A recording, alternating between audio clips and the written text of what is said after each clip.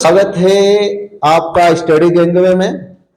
जैसा कि study gangway CHS Navodaya के लिए बहुत ही अच्छी चैनल है और आप अभी तक अभिषेक सर से पढ़ रहे थे और आज से आपकी हिंदी की क्लास स्टार्ट हो गई। ठीक है, मैं हूँ रजनीकांत और मैं आप सभी को पढ़ाऊंगा हिंदी। ठीक है, और हिंदी बहुत ही अच्छे तरीके से आपको समझाऊंगा, बेहद ही अच्छे तरीके से। उम्मीद है आप सभी को समझ में आएगा भी। ठीक है, तो सबसे पहले हमें हिंदी पढ़ने से पहले जो हिंदी का मूल बेस होता है, ठीक है, बेसिक कहां से स्टार्ट होता है? वर्ण से। ठीक है, वर्ण, स्वर और व्यंजन। ठीक है ना, तो वर्ण, स्वर, व्यंजन जो हमारा बेस है, मूल आधार है, उसको समझना बहुत ही जरूरी है। यहीं से हम लोग अपनी हिंदी की मकान को बनाएंगे। ठीक है, तो चलिए सबसे पहले हम लोग जानेंगे वर्ण की परिभाषा, वर्ण कितने प्रकार के होते हैं। और ये जो वीडियो है ना, बेहद ही महत्वपूर्ण है आपके लाइफ के लिए। आप जीवन में कभी भी आगे हिंदी पढ़ेंगे तो ये चीजें याद रखनी बेहद जरूरी है। ठीक है, अभी तक चैनल पर नए हैं तो फटाफट चैनल को सब्सक्राइब कर लीजिए, क्योंकि ये जो हिंदी का लेक्चर है, इस वीडियो को पूरा देखिएगा। और ये वीडियो आपके हिंदी विषय के लिए 9, 10, 11, 12 या किसी भी एग्जाम के लिए बेहद महत्वपूर्ण होगा। आपकी लेखन शैली भी सुधरेगी। ठीक है, तो फटाफट चैनल को सब्सक्राइब कर लीजिए। और कई दिनों से बीच में वीडियो रुक गया था, थोड़ी सी समस्या हो गई थी। ठीक है, लेकिन अब हम लोग रफ्तार में रहेंगे और आपकी तैयारी अच्छे से करेंगे।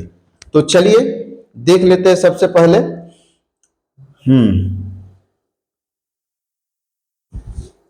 कहाँ गया जी?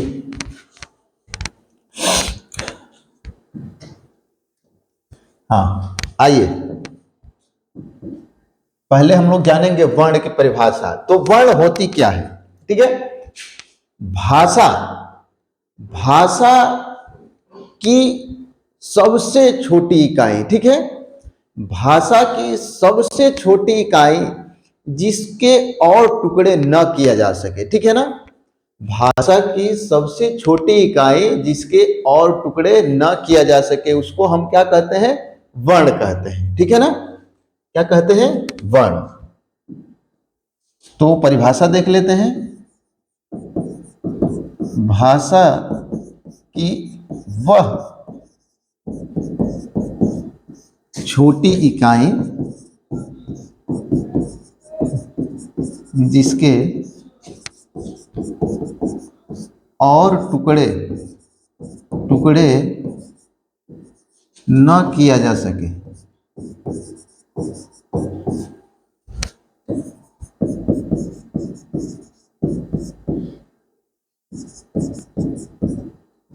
उसे हम वर्ण कहते हैं। ठीक है ना,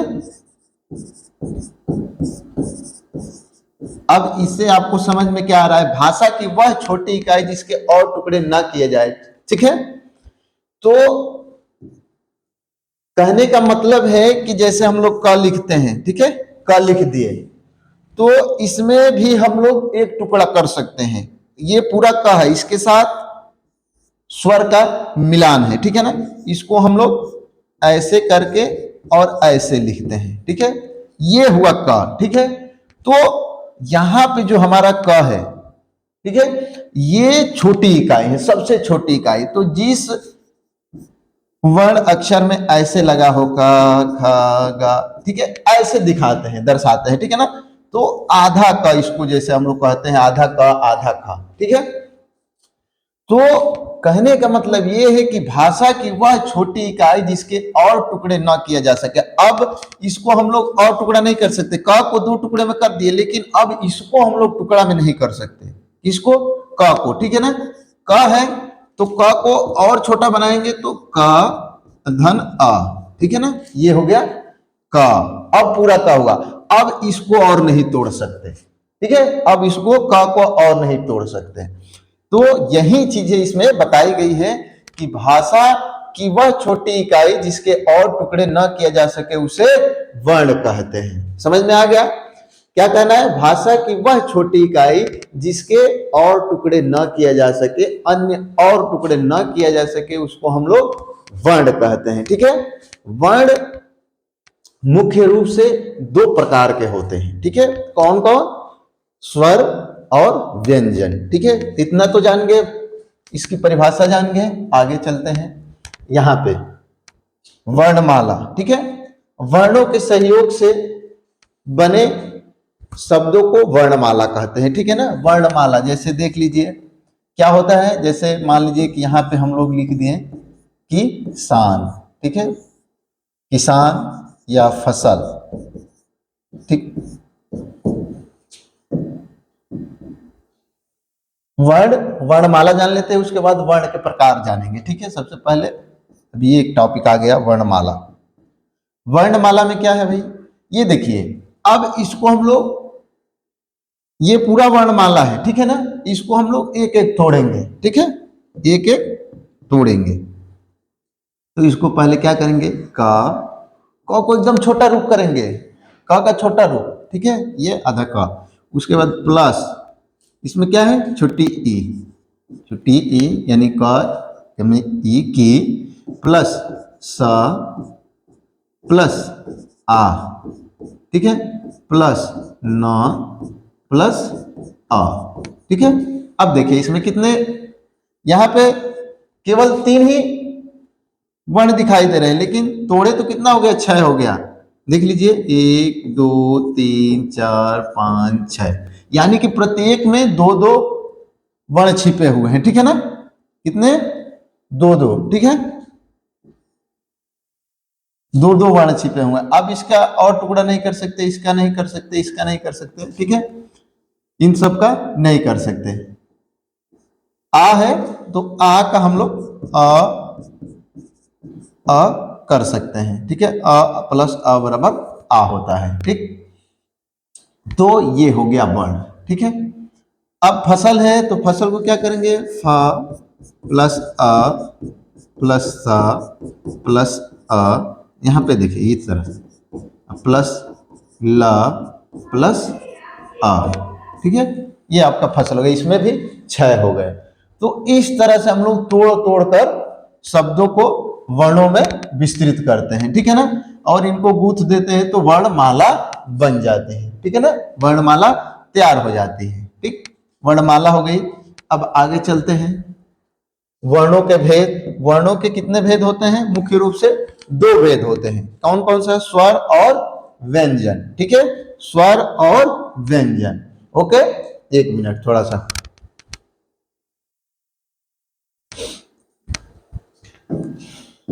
हाँ देखते हैं। वर्णों के मुख्य रूप से 2 भेद होते हैं, स्वर और व्यंजन, ठीक है। कितने भेद होते हैं, स्वर और व्यंजन।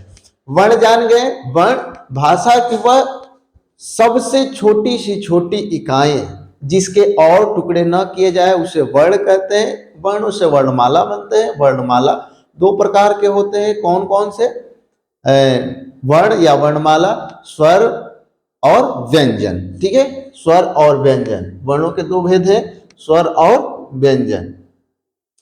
अब स्वर और व्यंजन में क्या है,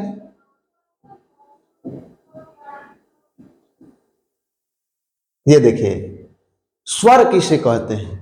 अब स्वर की बारी आ गई, ठीक है। तो स्वर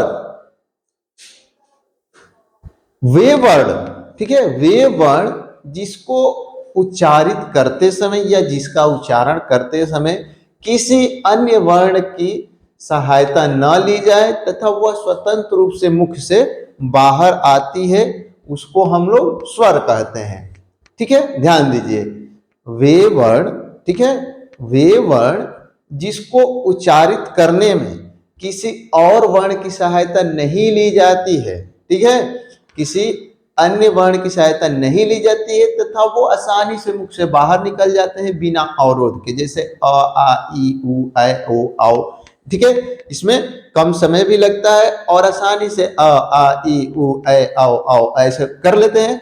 तो ये स्वर, ये स्वर वर्ण है, स्वर वर्ण, ठीक है।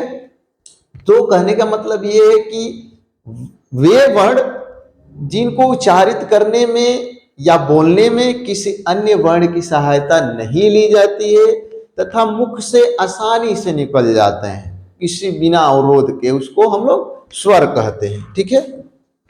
तो चलिए इसकी परिभाषा देख लेते हैं। वे वर्ण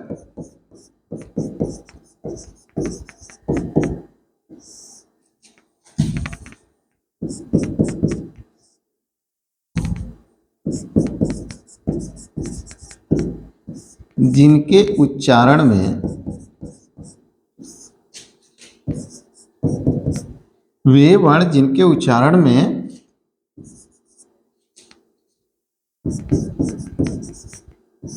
किसी अन्य वर्ण की सहायता नहीं ली जाती है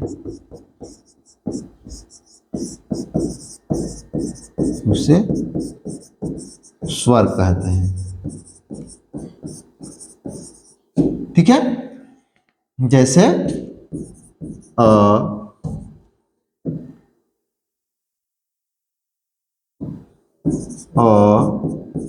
आ, ई, ठीक है, ऐसे, ठीक है, इत्यादि ये हो गए। ठीक, वे वर्ण जिनके उच्चारण में किसी अन्य वर्ण की सहायता नहीं ली जाती है उसे स्वर कहते हैं, या इनके उच्चारण में आसानी से मुख से हवा निकल जाती है बिना अवरोध के, ये सब वर्ण हम लोग बोल लेते हैं। ठीक है, ये हो गया। व्यंजन क्या होता है? व्यंजन में देख लेते हैं, वे वर्ण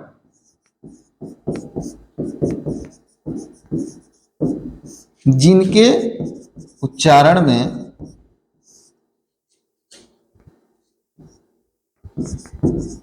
स्वर की सहायता ली जाती है। ठीक है ना,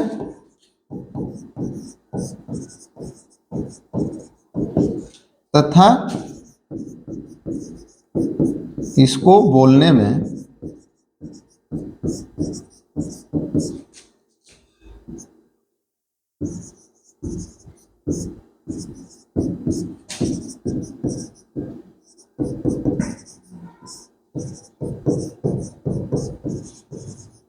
मुख का अवरोध होता है। ठीक है ना, वे वर्ण जिनके उच्चारण में स्वर की सहायता ली जाती है तथा इसको बोलने में मुख का अवरोध होता है। ठीक है,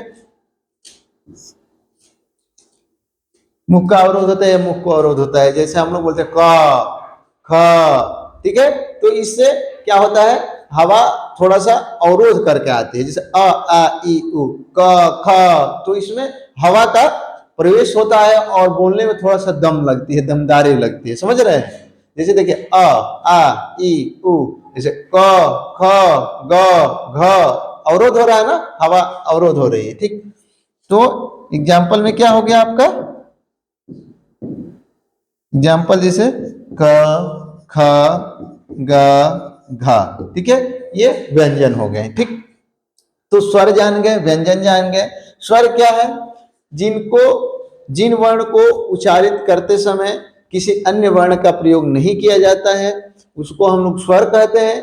और व्यंजन किसे कहते हैं? जिन वर्णों को उच्चारित करने में स्वर की सहायता ली जाती है, किसी अन्य वर्ण की सहायता ली जाती है, उसको हम लोग व्यंजन कहते हैं। ठीक है, जैसे क ख ग घ, और स्वर में आ ई। ठीक है, चलिए आगे देखते हैं, आगे क्या है ये देखिए, व्यंजन के प्रकार। ठीक है, व्यंजन के प्रकार में स्पर्श व्यंजन, अंतस्थ व्यंजन, आइए देख लेते हैं। उच्चारण के आधार पर व्यंजन के कितने प्रकार हैं?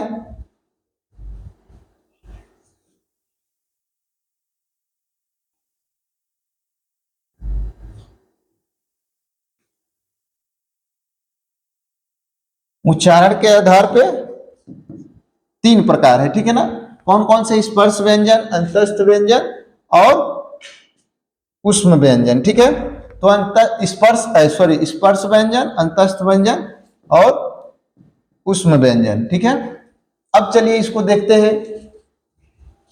स्पर्श व्यंजन कौन होते हैं? का,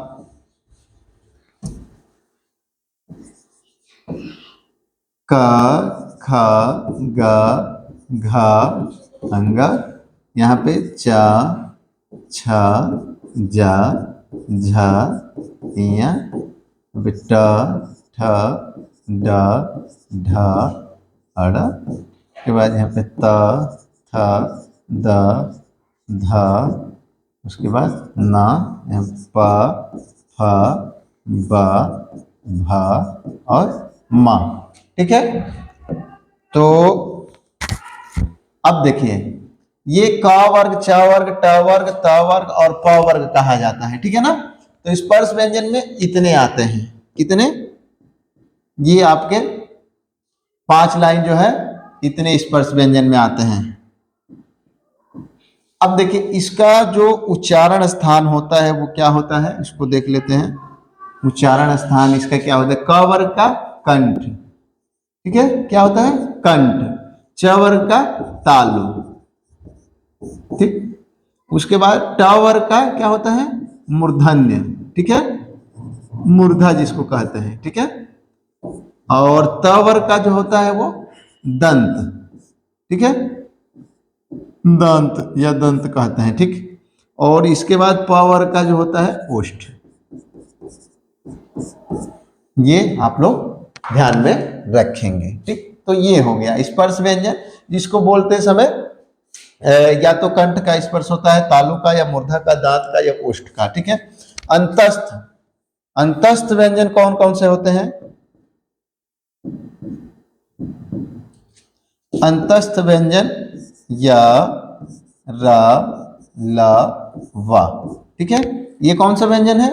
अंतस्थ व्यंजन, ठीक है। य र ल व यानी कि ये अंदर से बोले जाते हैं। तो 4 आपके अंतस्थ व्यंजन होते हैं, ठीक है। तो स्पर्श व्यंजन जिसको बोलते समय हम कंठ, तालु, मूर्धन्य, दांत या ओष्ठ का स्पर्श होता है, और अंतस्थ व्यंजन जो कि अंदर से, उसको हम लोग बोलते हैं या अंदर से, ठीक है, ला ला व, ठीक। तो ये अंतस्थ व्यंजन है। अब चलिए ऊष्म व्यंजन किसको कहते हैं?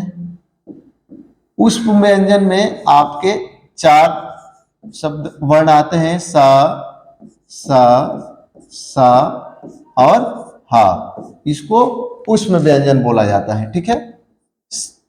तलावी सा, मूर्धन्य सा, दांती सा, हा, ठीक है। तो इसमें क्या होता है कि बोलने में ज्यादा अवग्रम लगाते हैं, जैसे तलावी सा, ठीक है, मूर्धन्य सा। तो इसमें क्या होता है, सारे चीजों का मिश्रण हो जाता है। सा, दैती सा, हा, ठीक है, इसको हम लोग ऊष्म व्यंजन कहते हैं। ये आपके ऊष्म व्यंजन है, ठीक है। अब चलिए आगे क्या है इसको देखते हैं।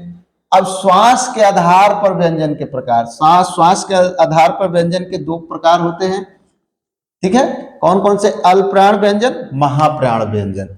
अल्पप्राण व्यंजन में क्या होता है जी, ठीक है, जिसको बोलने में कम समय लगे, ठीक है, जिसको बोलने में कम समय लगे, कम अवरोध हो, कम श्वास निकले, उसको अल्पप्राण कहते हैं।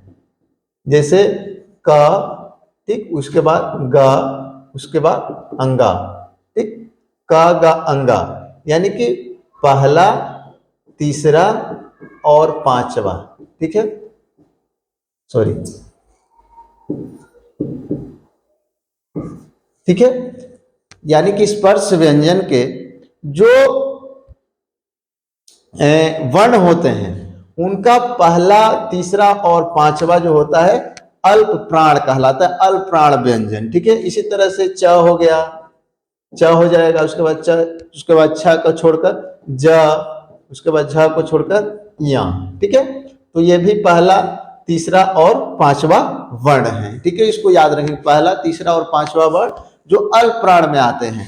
महाप्राण में क्या आते हैं? महाप्राण में प्रत्येक वर्ग का दूसरा, ठीक है, कौन कौन, यहाँ पे ये पहला हो जाएगा, मिल ही नहीं रहा जी, ये तीसरा और ये 5वां, ठीक। और इसमें क्या होगा? महाप्राण में पहला, सॉरी, दूसरा और चौथा, ठीक है। दूसरा और जो चौथा है वो जैसे इसमें क का क्या हो जाएगा, ख, और ये आपका घा, ठीक है। खा, खा, खा बोलने में ज्यादा श्वास लग रहे हैं, ज्यादा अवरोध उत्पन्न हो रहा है। घा, घा, देख रहे हैं ना, घा, यहाँ पे च, ज, और यहाँ पे ख, ख, घ, घ।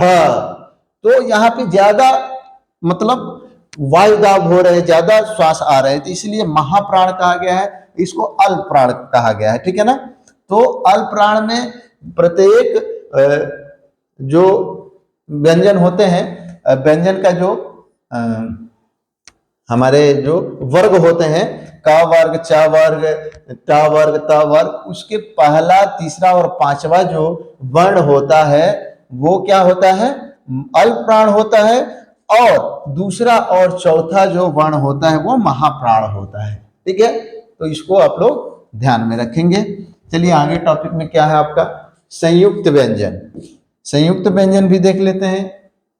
संयुक्त व्यंजन क्या होता है, संयुक्त व्यंजन में जिनमें दो वर्णों का मेल होता है, जैसे क्या हो गया आपका, एक हो गया स्रा, ठीक है, एक हो गया आपका कच्छा, ठीक, एक हो गया त्रा, और एक हो गया ज्ञा, ठीक।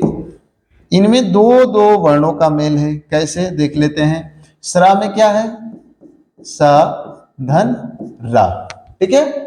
यहां पे कच्छा में क्या है, क, धन, सा, ठीक है, कशा। त्रा में क्या है, त, धन, डा, त्रा। यहां पे ज्ञा में क्या है, ज, धन, या, ठीक है, ज्ञान, ठीक है। तो ये संयुक्त व्यंजन है, इनमें दो दो वर्णों का मेल है, ठीक है ना। अब स्रा, स्रा को ऐसे बोलेंगे, कसा, तरा, ज्ञा, ठीक है, ज्ञा, ज्ञा, ठीक। इसको और भी तोड़ना चाहते हैं, स्रा, स्रा, तो रा पे औगरा आ रहा है, तो इसको अगर हम ऐसा तोड़ना चाहते हैं तो यहाँ पे अभी कर सकते हैं, ठीक है, लेकिन इतना ही दिया रहता है, ठीक। ये हो गया आपका। तो ये दो वर्णों से मिलकर बना होता है। देखिए संयुक्त व्यंजन यानी कि इसमें दो व्यंजन होते हैं, तो ये आपका संयुक्त व्यंजन हो गया। चलिए आगे देखते हैं, आगत व्यंजन। आगत व्यंजन किसे कहते हैं भाई, आगत व्यंजन यानी कि कुछ जो उर्दू फारसी के शब्द होते हैं उनमें नीचे बिंदु लगा रहता है, ठीक है ना। जैसे हमारे गजल हो गए, ठीक है, गजल हो गए, ठीक है। और एक दो शब्द हैं बता रहा हूं,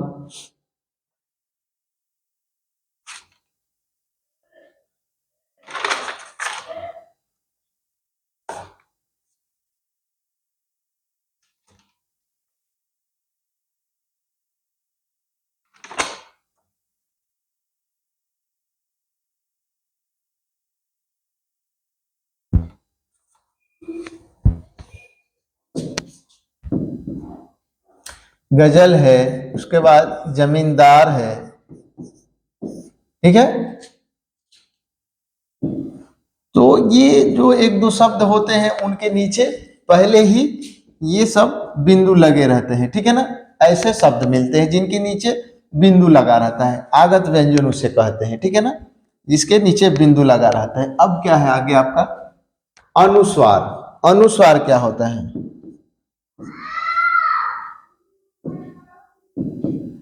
जो हमारा ये अंग का मात्रा होता है, अंग का मात्रा किसी वर्ण पे लगा होता है उसको अनुस्वार कहते हैं, जैसे अंग, ठीक है, पतंग, ठीक है, संघ। तो ये क्या है, अनुस्वार में आ गया, ठीक है, ये क्या आ गया, अनुस्वार में आ गया, ठीक है ना।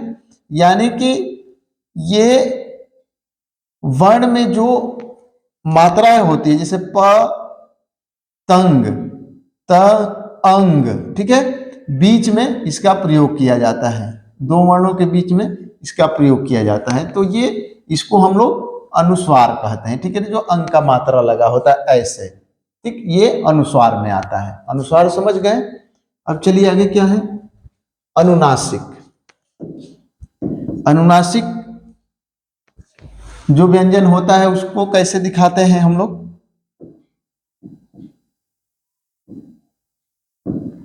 उसको जैसे चांद, ठीक है, चांद। अनुनासिक का कैसे होगा, ऐसे, ठीक है, और अनुस्वार का क्या होगा, अनुस्वार का ऐसे, ठीक है ना। तो इसमें ये अनुनासिक है, ठीक है, चांद हो गया या फिर पांच हो गया, ठीक, ये जो बिंदु लगते हैं, हंसी हो गई, ठीक है, ये क्या है आपका अनुनासिक है, ठीक है, ये अनुनासिक ध्वनियां हैं, ठीक। तो अनुस्वार बिंदु होता है, अनुनासिक चंद्र बिंदु होता है, इसको आप लोग ध्यान में रखेंगे। अगला जो है वर्तनी तथा उच्चारण, ठीक है। अब वर्तनी तथा उच्चारण दो तरीके से होता है, अशुद्धिया, ठीक है, शुद्ध और अशुद्ध, ठीक है। एक स्वर उच्चारण में गलतियां होती है और एक व्यंजन उच्चारण में गलतियां होती है, व्यंजन उच्चारण में गलतियां होती है, ठीक है। तो स्वर से संबंधित अशुद्धियों को देखते हैं। जैसे मान लीजिए कि यहाँ पे लिखा जाता है आहार, ठीक है, ये क्या है, अशुद्ध है, ये है अशुद्ध, और यहाँ पे शुद्ध लिखना है, ठीक है ना, हमको शुद्ध करना। आहार हो गया, फिर यहाँ पे हो गया आकांक्षा, ठीक है, या फिर यहाँ पे हो गया श्रीमती, ठीक, इसको हमको शुद्ध करना है।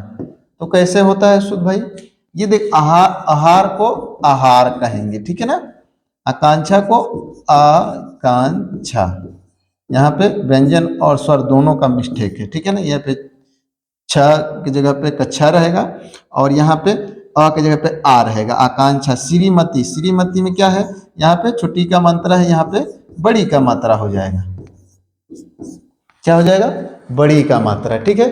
तो ये आपका जो है ये स्वर से संबंधित अशुद्धियां है। व्यंजन से संबंधित अशुद्धियां हम लोग देखेंगे।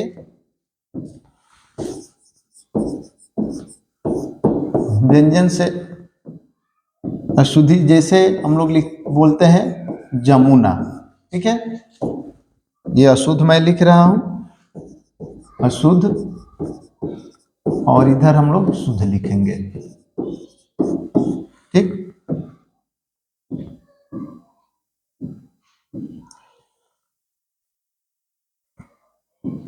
उसके बाद यहां पे लिखते हैं रसायन, ठीक है। जमुना का क्या हो जाएगा, यमुना, ठीक है ना, यमुना, ठीक है, यहाँ पे जा के जगह पे। रसायन का क्या हो जाएगा, रसायन, ये क्या हो जाएगा, रसायन, ठीक। यहाँ पे लिखते हैं पानी, पानी का क्या हो जाएगा, पानी, ठीक है, ऐसे बोलेंगे, ठीक है। तो ये है क्या, व्यंजन संबंधी अशुद्धियां, ऐसे व्यंजन संबंधी अशुद्धियां हम लोग करते हैं, ठीक। ये सारी चीजें हो गई, वर्तनी में आप लोग जान गए। अब आगे हम लोग विस्तृत जो चीजें जाने हैं उसको शार्ट में समझ लेते हैं फटाफट, ठीक है। एक बार फिर से समझ लेते हैं। वर्ण, वर्ण किसे कहते हैं, वर्ण किसे कहते हैं, तो भाषा का वह सबसे छोटी इकाई, भाषा का वह सबसे छोटी इकाई जिसके और टुकड़े नहीं किए जा सके, और कोई अन्य टुकड़ा नहीं किया जा सके। जैसे में का ऐसे रेफ लगाते हैं, ठीक है ना, सबसे छोटा टुकड़ा है का, खा है, गा है, फिर घा है, ठीक है ना। इसके नीचे ऐसे लगाता है, रेफ लगाता है, जैसे आधा आधा का को कैसे दिखाते हैं वैसे, ठीक है ना। अब इसके और टुकड़े नहीं किए जा सकते, नहीं तो पता ही नहीं चलेगा। अब इसको टुकड़ा कैसे करेंगे, नहीं कर पाएंगे। तो ये वर्ण हो गया, ठीक है ना। वर्ण आपके कितने प्रकार के हो गए, दो प्रकार के, ठीक है ना। एक व्यंजन, सॉरी स्वर कहते हैं, स्वर, और दूसरा व्यंजन। अब यहां पे अच्छे से समझ लीजिए आप लोग, स्वर कितने प्रकार के हो गए,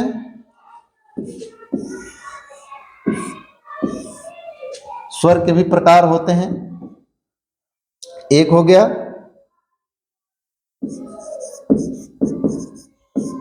ह्रस्व स्वर, ठीक है, ह्रस्व स्वर।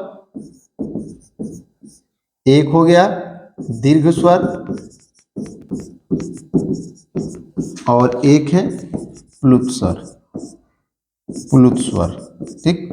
अब थोड़ा सा और चर्चा कर लेते हैं।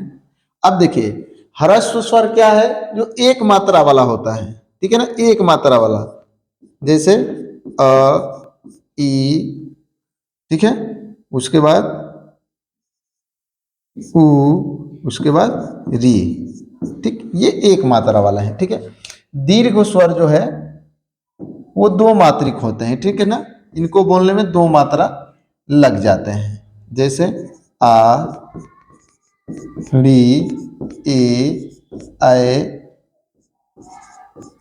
ओ, ठीक है, ओ और औ, ठीक। प्लुत स्वर क्या होते हैं, प्लुत स्वर त्रिमात्रिक होते हैं। त्रिमात्रिक यानी कि इसमें ह्रस्व स्वर से 3 गुना मात्रा का प्रयोग होता है। इसमें एक मात्रा, इसमें 2 मात्रा, और इसमें 3 मात्रा, ठीक है ना।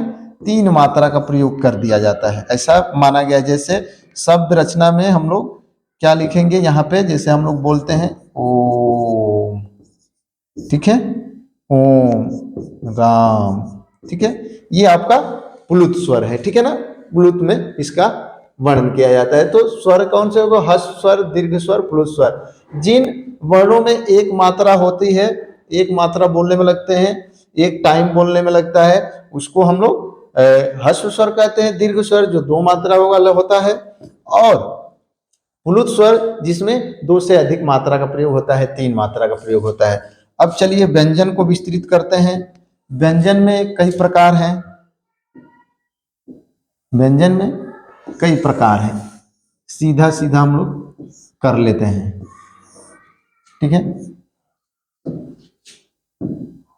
व्यंजन को थोड़ा सा उस पर लेकर चलते हैं, ठीक है। आइए इधर देख लेते हैं व्यंजन।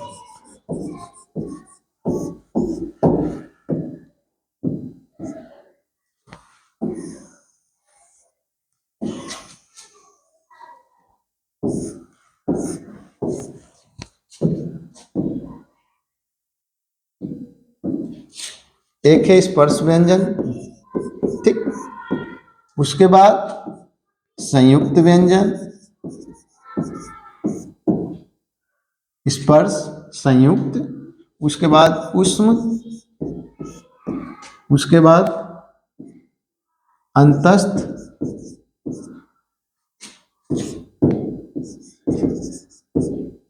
अंतस्थ व्यंजन, और एक होता है अयोगवाह, ठीक है। देख लेते हैं, हाँ, आगत, ठीक है, आगत व्यंजन।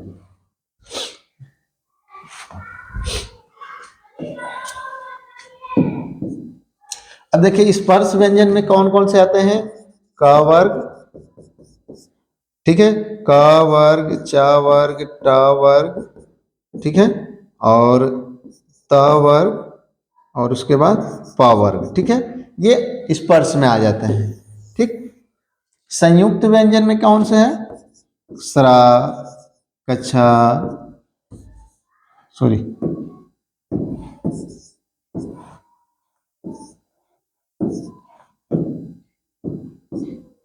इसमें है संयुक्त व्यंजन में श्रा, कच्छा,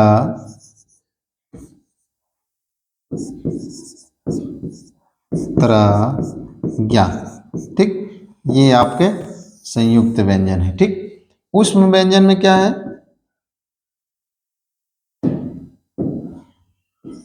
स, स, स और ह, ठीक। ये उसके बाद आपका जो ये है अंतस्थ में, ये है य, र, ल और व, ठीक। ये हो गया अंतस्थ। और आगत में ज, फ, ठीक है। इनके नीचे बिंदु लगता है आगत में, ठीक है। फ, ठीक है। ये आपके आगत है, ठीक। तो व्यंजन इस प्रकार के होते हैं: स्पर्श, संयुक्त, ऊष्म, अंतस्थ और आगत। वो महाप्राण अल्पप्राण के आधार पे जान ही गए, ठीक है, उच्चारण के स्थान पे जान ही गए। तो ये आपका व्यंजन है, स्वर मैंने बता ही दिया। अब थोड़ा सा और विस्तृत हम बात कर लेते हैं, एक चीज और देख लेते हैं। व्यंजन आपके 33 होते हैं। कितने? 33। स्वर जो होते हैं वो 11 माने जाते हैं, ठीक है। 11 ही माने जाते हैं। कहीं कहीं पे री को हटाकर 10 माने जाते हैं। अगर री को हटा देते हैं, कहीं कहीं पे री को नहीं लिया जाता है, ठीक है ना, री को नहीं लिया जाता है। तो अगर इसको माइनस करेंगे तो 10 ही हो जाएंगे, ठीक है ना। तो ये 11 माने जाते हैं। अब अगर हम लोग सामान्य तौर पे देखते हैं तो वो कितना होता है? 13 होता है, ठीक है ना। कितना होता है? 13। आ से लेकर गिनते हैं तो 13 स्वर हो जाते हैं, ठीक है। लेकिन इसमें से 2 निकल जाते हैं, ठीक है ना। कौन कौन से? अंग और अह, ठीक है। ये वर्ण में व्यंजन में आ जाते हैं, अयोगवाह हो जाते हैं, ठीक है ना। ये ठीक। तो स्वर कितने हो जाते हैं? 11 और वर्ण 33 हो जाते हैं व्यंजन, ठीक। व्यंजन 33 हो जाती है। कहीं कहीं पे री को नहीं लिया जाता है तो 10 ही हो जाते हैं, ठीक। और कहीं कहीं पे अंग और अह को लिया जाता है तो 13 और नहीं तो 11 माना जाता है, ठीक है। तो इस तरह से थोड़ा सा इसको आपको देखना है, ठीक। टोटल वर्ण की ऐसे बात करते हैं तो हम लोग 36 की बात करते हैं कि 36 है, क ख ग 36 है। और जो स्वर है हमारा व्यंजन 36 है, स्वर हमारा 13 है, ठीक है, आ लेकर, ठीक। मात्रा में जाते हैं तो 12 ही हो जाता है, आ का मात्रा, अ का मात्रा खत्म हो जाता है, ठीक। तो ये हो गया आपका। अब जैसे कोई शब्द है, ठीक है, जैसे यहाँ पे की है, का है, फिर की है, फिर कू है, ठीक है, फिर कू है, ऐसे है। तो इसको हम लोग कैसे लिखेंगे? ठीक है, क प्लस आ, ठीक है ना, का, ठीक है। यहाँ पे क प्लस ई, यहाँ पे क प्लस बड़ी, ठीक है, क प्लस ऊ, यहाँ पे क प्लस बड़ा, ठीक है। ऐसे लिखते हैं, ठीक है ना। ये आपका हो जाएगा, ठीक है। तो ये क्या हो गया? ये एक वर्णमाला है, ठीक है ना, वर्णों में बटा हुआ है, ठीक है। इस तरह से होता है। तो चीज क्या जाननी है? वर्ण, वर्ण यानी कि जिसका कोई टुकड़ा ना किया, जैसे वर्णों को ऐसे दर्शाते हैं, क ख ग, ठीक। समझ में गया? समझ में आ गया आप लोग को? तो ये है वर्ण। एक बार और हम समझ लेते हैं वर्ण किसे कहते हैं। भाषा की वह छोटी इकाई जिसका कोई और टुकड़ा न किया जा सके उसे वर्ण कहते हैं। वर्ण 2 प्रकार के होते हैं, व्यंजन और स्वर। स्वर उसे कहते हैं जिनको उच्चारण करने में किसी अन्य वर्ण या स्वर की सहायता नहीं ली जाती है और उसको बोलने में आसानी से वायु निकलता है मुख से बिना अवरोध का, हम लोग उसको उच्चारित कर लेते हैं। व्यंजन उसे कहते हैं, व्यंजन उस वर्ण को कहते हैं जिसको उच्चारित करने के लिए किसी अन्य वर्ण या स्वतंत्र रूप से स्वर का मतलब सहयोग होता है या उसको बोलने के लिए स्वर की आवश्यकता पड़ती है। ठीक है, वो बंधन में रहती है और उसको बोलने में भी ज्यादा वायु लगता है, उसमें अवरोध उत्पन्न होती है। तो स्वर वर्ण व्यंजन जान गए। अब स्वर 11 होते हैं, अंग और आ को छोड़ देते हैं, री को छोड़ते हैं तो 10 ही हो जाते हैं। व्यंजन 33 माने गए हैं। व्यंजन में भी स्पर्श व्यंजन है क वर्ग, च वर्ग, ट वर्ग, त वर्ग और प वर्ग। ठीक है, उसके बाद अंतस्थ ध्वनियां हैं जिसको यरला व कहते हैं, उष्म सा सा सा हा यानी तालाबी समुधानी से दैती सा हा कहते हैं। ठीक है, उसके बाद से संयुक्त ध्वनियां हैं। संयुक्त ध्वनिया में क्या है, श्रा, ज्ञा, कछा, तरा। ठीक है, उसके बाद से क्या है, यहाँ पे एक है आगत ध्वनि जिसको जाफा यानी किसी शब्द को बोलने से पहले बिंदु का प्रयोग किया जाता है। तो स्पर्श, संयुक्त, उष्म और उसके बाद से संयुक्त, उष्म, अंतस्थ और आपका आगत। इस तरह से आप लोग 5 प्रकार के व्यंजन के बारे में जान गए, स्वर के बारे में जान गए, वर्ण के बारे में जान गए, साथ ही व्यंजन संबंधी अशुद्धियों का वर्तनी समझ गए, स्वर संबंधी अशुद्धियों का वर्तनी समझ गए। इसका टेस्ट हम लोग अगले वीडियो में लेंगे।